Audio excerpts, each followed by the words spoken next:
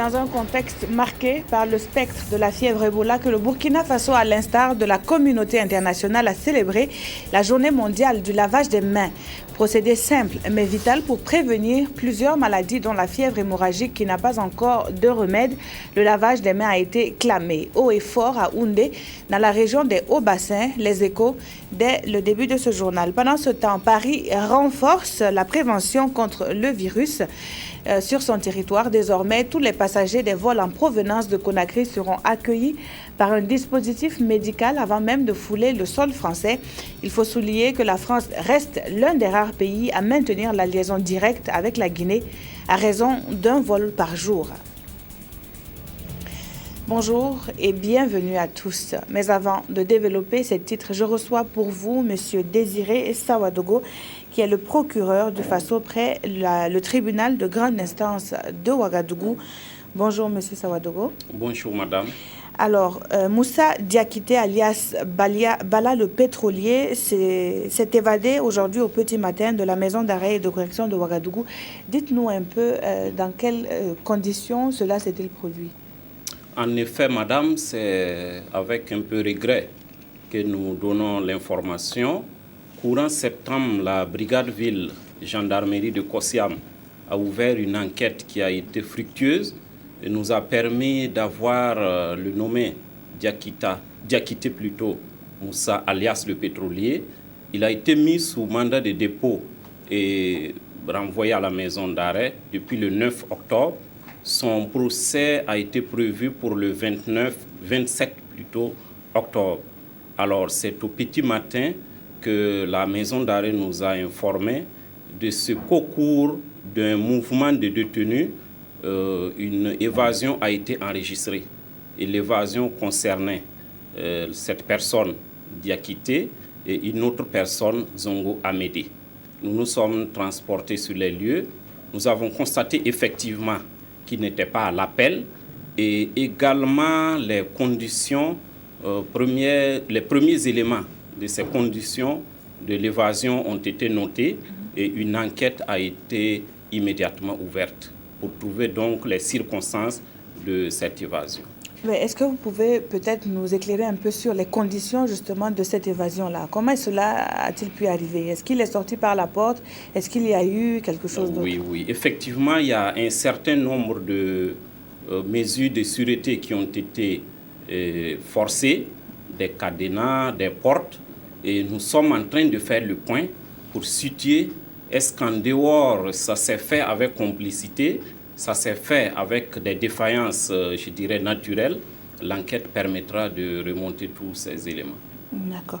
Donc l'opinion déjà qui exprimait des inquiétudes quant à une certaine libération, une éventuelle libération de Balal le pétrolier, et vous-même vous étiez sorti, on se le rappelle, démentir ce fait-là. Est-ce que cette évasion ne va pas justement donner raison à ces rumeurs-là?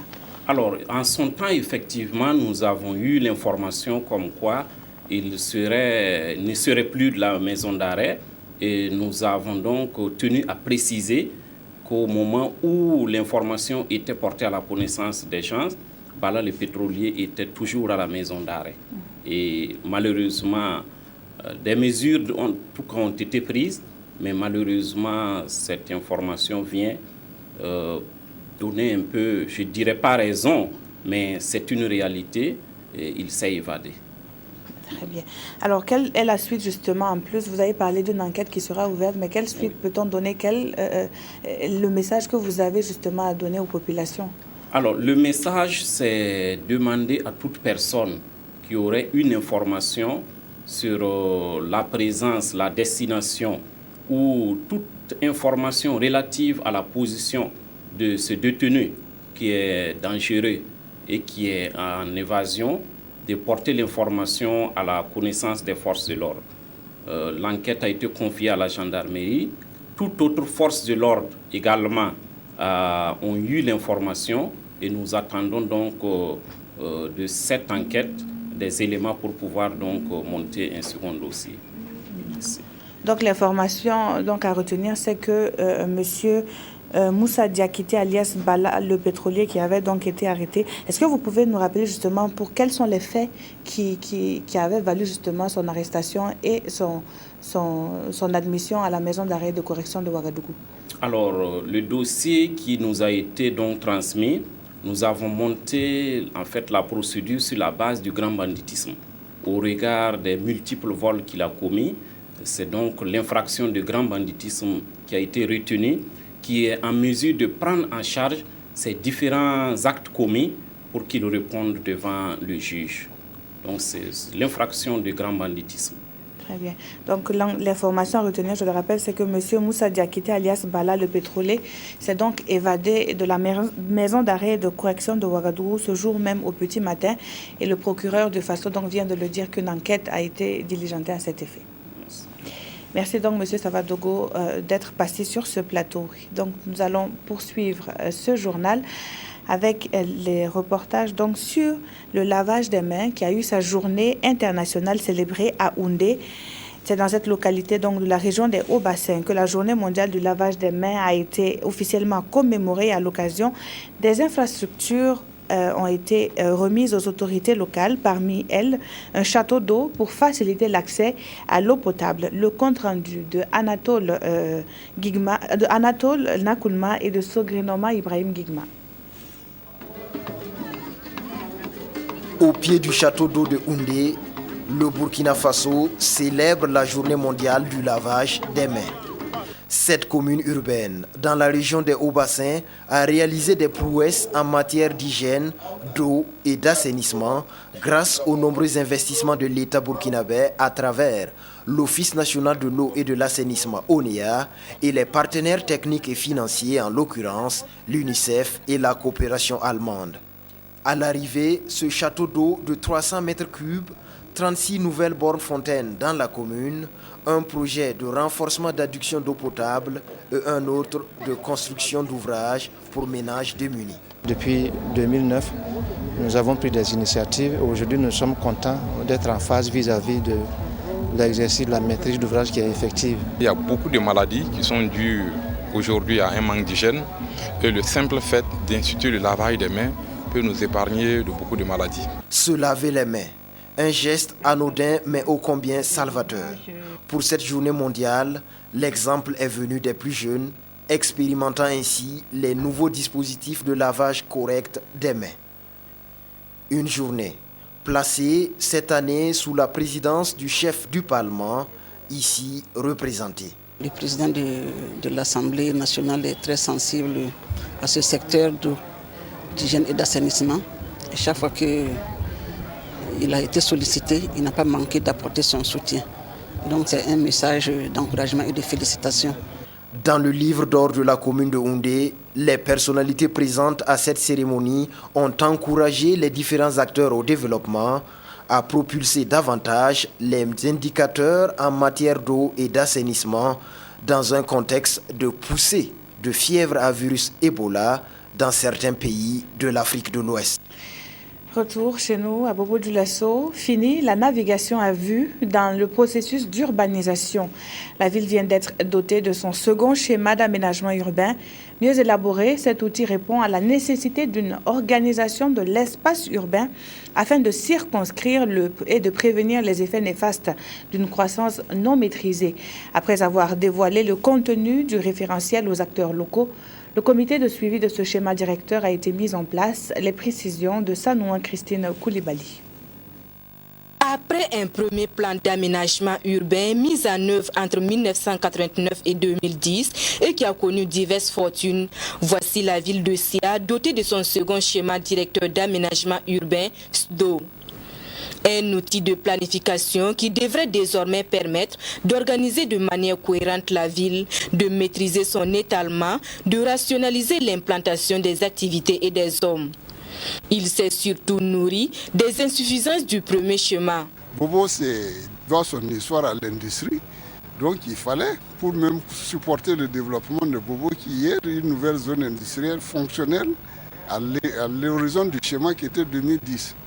C'est en train de se mettre en place, mais ce n'était pas au moment où c'était prévu. Il y a des zones d'activité pour l'artisanat qui étaient prévues, qui n'ont pas pu être réalisées. Il y a également d'autres infrastructures, notamment la construction des routes, l'assainissement, etc., qui n'ont pas pu suivre et qui fait qu'on ne voit pas l'incidence sur la vie des populations à Bobo-Dioulasso. C'est tout ça maintenant qu'il faudra corriger dans ce nouveau schéma pour rattraper réellement un certain retard dans la construction de la ville de Bobo. Désormais, toute intervention, tout investissement et tout aménagement dans la ville doivent être en phase avec cette nouvelle orientation en cours de vulgarisation. Par rapport au lotissement, par exemple, ça sera cadré par rapport à certaines zones telles que les zones commerciales, les zones industrielles. Tout est dedans. Ça veut dire qu'à partir de maintenant, tout ce que nous entreprenons avant, va changer. Et un comité a été mis en place pour le suivi de la mise en œuvre de ces orientations du SDO. Un comité présidé par le gouverneur de la région, secondé du maire de la commune. Le ministère en charge de l'énergie et son partenaire à la Banque mondiale ont procédé à la remise d'équipements performants aux responsables du projet d'accès aux services énergétiques. Et pour davantage mesurer l'impact du projet, le premier responsable du département de l'énergie a visité les installations modernes réalisées au profit de la coordination des femmes productrices de Dolo du Kadiogo. Claudine Bikaba. C'est dans le cadre du projet d'accès aux services énergétiques PSE que des équipements estimés à 140 millions de francs CFA sont remis ici pour consolider les acquis du projet en appuyant les groupements. Un projet élaboré en 2008 et qui prend fin le 31 octobre prochain. Nous sommes aujourd'hui à un taux d'exécution physique de 100% et d'exécution financière à peu près de 99,6%. Ça veut dire que le projet est à peu près complet et à 100% d'exécution de ces indicateurs. Ce matériel est destiné au groupement de gestion forestière. Vous voyez que ces choix-là, c'est pour transformer les produits forestiers non lignés. Notamment, je ne suis pas forestier de formation, mais c'est tout ce qui est comme produit qu'on peut sécher et transformer et pour conserver et utiliser plus tard. Il y a aussi les gros filtres que vous voyez là, c'est pour extraire du miel. Et aussi, ça veut dire que tout ce que la forêt peut produire, en plus du bois, ça, ce sera valorisé avec le matériel que nous avons acquis. Au-delà des populations riveraines des massifs forestiers de 9 régions du Burkina qui ont bénéficié du PSE, initié par le ministère des Mines et de l'Énergie, en partenariat avec la Banque mondiale, des associations de femmes dolotières ont aussi reçu cet appui. Ce qui justifie la visite du ministre Salif Lamsa Kabouré en ces lieux. Je disais avant, le gouvernement a pour rôle aussi de prévenir. Et avec l'appui de la Banque mondiale, nous avons installé 20 foyers pour grande consommation. Parce que vous avez vu qu'on a dit qu'au départ, on utilisait pour 30 000 francs de bois. Aujourd'hui, on est à 2 500 francs de gaz. Et n'oublions pas aussi que le gaz est subventionné par le gouvernement. Donc nous disons que c'est une bonne chose et chaque installation comme ça coûte environ 3 millions de francs. On travaillait avec les foyers traditionnels qui consommaient beaucoup de bois. On pouvait prendre 30 000 francs de bois pour faire une seule préparation. Mais avec les foyers améliorés qu'on nous a construits après la tradition, on consommait au moins 15 000 francs de bois. Mais avec maintenant le gaz qu'on vient d'avoir, on consomme 12 500 le bois, la préparation. Donc vraiment c'est très efficace en santé et puis en hygiène. Les attentes sont encore nombreuses, mais les acquis sont aussi tangibles. 100 000 ménages ont bénéficié du projet, 600 infrastructures ont permis l'électrification de 50 localités, 95 000 foyers améliorés diffusés et 500 000 hectares sont sous aménagement participatif. Un projet qui, pour les populations, est salutaire et gagnerait à être repiloté. Parlons à présent de production agricole avec le niébé que l'on ne présente plus. Il se trouve qu'en plus des vertus dont il regorge, le niébé apparaît comme une solution pour une autosuffisance réelle au Faso. 60 jours après semis pour récolter un cycle assez court, pour un rendement en qualité et en quantité, c'est le constat fait à Pouni par la coordonnatrice nationale du projet de renforcement de la recherche et du développement des systèmes semenciers. Jonas Wemba était sur le terrain et voici son reportage. Le Komkale, une des variétés du niébé, est une culture qui fait la fierté des membres de l'Union des groupements des producteurs semenciers du département du Pouni, dans le sanglier. Introduite en 2008 par l'Institut de l'environnement et de la recherche agricole INERA dans le cadre du projet de renforcement de la recherche et du développement des systèmes semenciers en Afrique de l'Ouest, cette variété dont la précocité lui fait surmonter les aléas pluviométriques a un fort rendement. Nous sommes ici dans le champ de Aiwa Nawon, membre de la plateforme multi-acteurs de la commune de Pouni. Il a ensemencé sa parcelle le 6 août dernier et aujourd'hui, il s'active pour la récolte. J'ai 6 hectares de niébé, 3 hectares ici, 3 autres hectares dans la commune de Zavara. Bon, dans 3 hectares, en tout cas, je peux avoir 3 tonnes 600 comme ça. Parce qu'à l'hectare, en tout cas, je peux avoir 1 tonne 200. À côté de ces champs individuels, nous trouvons l'exploitation agricole des 32 membres de l'Union départementale des producteurs semenciers. Ici, c'est toujours la même variété du niébé comme Kalé qui est utilisée sur une superficie emblavée de 3 hectares et demi, et ce depuis le 15 août dernier. 60 jours après, le résultat est là. Plus de 4 tonnes de production sont attendues. Le producteur peut semer toutes sortes de variétés, mais à partir d'août, c'est encore possible, avec les variétés de l'INERA, de récolter et de récolter mieux. Nous n'arrivons pas à couvrir les besoins parce que les variétés générées par la recherche ne sont pas suffisamment adoptées. Aujourd'hui, on pense à une moyenne de 15% d'adoption. Le jour qu'on va atteindre 50% d'adoption des variétés de la recherche, je pense qu'on pourra déjà nourrir 75% des Burkinabés. Malgré l'espoir que suscite la pratique d'une telle variété culturelle, les producteurs de semences affrontent un certain nombre de difficultés relatives à l'accès aux intrants, à l'écoulement des stocks et même à la publicité du produit. En plus du niébé, le projet de renforcement de la recherche et du développement des systèmes semenciers s'intéresse à 3 autres cultures, le sorgho, le maïs et l'arachide. La région du Nord, elle aussi, bénéficie d'un centre de formation professionnelle. L'Agence nationale pour l'emploi, ANPE, se veut ainsi plus proche des jeunes en quête d'emploi puisque le centre sera mis à profit pour valoriser leurs compétences. La remise officielle de l'infrastructure est intervenue hier à Waïgouya, le reportage de Koroti Mikagone. Cette coupure de ruban blanc par le gouverneur de la région du Nord marque l'inauguration du Centre régional de formation professionnelle de l'Agence nationale pour l'emploi ANPE de Waïgouya. C'est un centre qui œuvre pour la promotion de l'emploi et la formation professionnelle des jeunes de la région du Nord. Ce centre offre une formation de qualité dans plusieurs disciplines dont l'informatique, l'électricité, la mécanique auto et moto, le dessin bâtiment, la savonnerie, entre autres. Ces bâtiments d'une valeur de 800 millions de francs CFA ont été réhabilités et rénovés par la République de Chine, Taïwan. C'est avec une grande joie que nous avons procédé à l'inauguration de ces infrastructures destinées à la formation des jeunes de notre région. Il faut dire que la formation professionnelle, l'élément, c'est-à-dire le maillon faible, en tout cas dans le système d'enseignement de notre région. C'est même le but, orienter tous les jeunes du système déscolarisés, les jeunes qui ne sont même pas allés à l'école, de pouvoir acquérir des formations professionnelles, de pouvoir apprendre un métier. À l'occasion de cette cérémonie d'inauguration, le directeur régional de l'ANPE, Sam Ben Rachid, a été installé. Les 5 meilleurs apprenants de la région ont reçu des kits. Cette formation, en tout cas, ça va venir au beaucoup de besoins. D'abord, apprendre à travailler avec nos 10 doigts et pour notre lendemain. La mécanique apprentissage, c'est bon. Ne négligez pas, parce que ce n'est pas tout le monde qui peut réussir à l'école. Ne dites pas qu'il n'y a pas de boulot. Le Centre régional de formation professionnelle ANPE de Waïgouya se donne pour mission de promouvoir l'emploi indépendant et salarial, le développement de la formation professionnelle et l'apprentissage.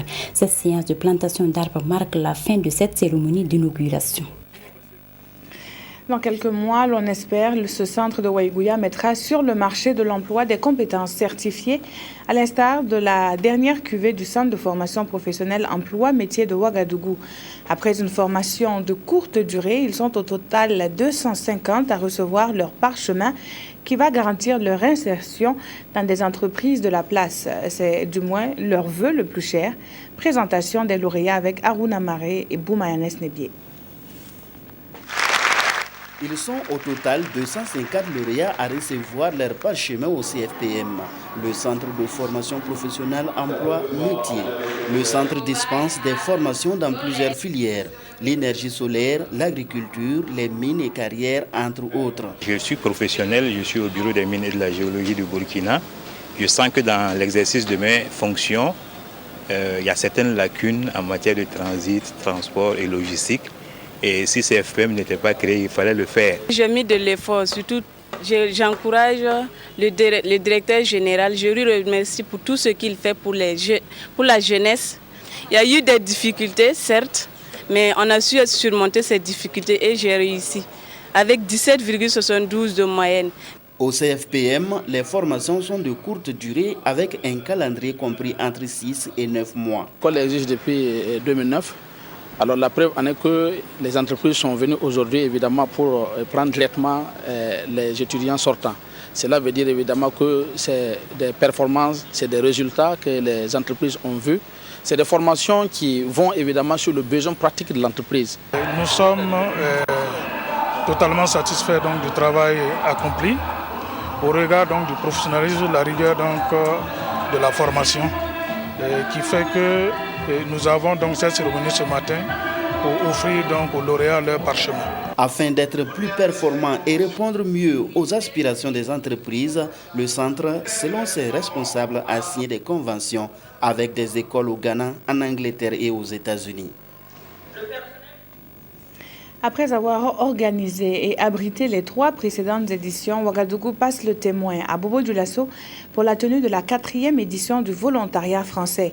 Plusieurs activités marquent la présente édition placée sous le double parrainage de l'ambassadeur de France au Burkina et du président du Conseil régional des Hauts-Bassins. Le compte-rendu est de Sali Ouattara et Amadou Lougué. La 4e édition de la journée du volontariat français commémorée cette année à Bobo Dioulasso. Cette activité donne l'occasion aux volontaires de montrer leur engagement dans le développement du Burkina Faso. Il faut continuer à s'engager comme les jeunes le font depuis 40 ans au Burkina Faso et continuer également à organiser chaque année, comme on le fait depuis 4 ans, une rencontre de tous les volontaires ici, puisqu'ils viennent d'horizons très divers, ils couvrent des activités également très diverses et c'est une excellente chose de les retrouver. Volontariat et développement local, c'est le thème choisi par cette édition, un thème en phase avec les objectifs assignés aux collectivités décentralisées. Les volontaires sont les acteurs du développement et on en reçoit chaque année. Nous devions de participer à cette grande rencontre et d'aider à la promotion de ces volontaires-là, de ces genres de rencontres et au développement donc, de la région des Hauts-Bassins. Le programme de la journée sera ponctué de témoignages, de débats, de projections de films documentaires, d'animations culturelles, de concerts, d'expositions et de remises de bourses aux projets spécifiques au chantier de développement international.